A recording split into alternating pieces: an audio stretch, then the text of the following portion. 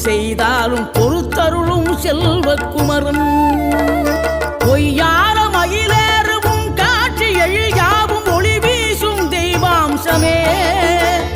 பொய்யான என் வாழ்க்கை புவி மீது நிலையாக அருள் செய்ய வர வேணுமே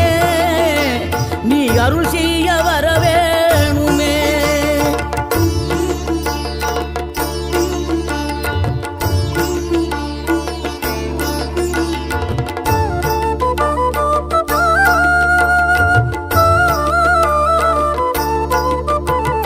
இகழ்தலையும் புகழ்தலையும் ஒரு முகமாய் கருதும்படி செவி உரைத்த முத்து குமரன்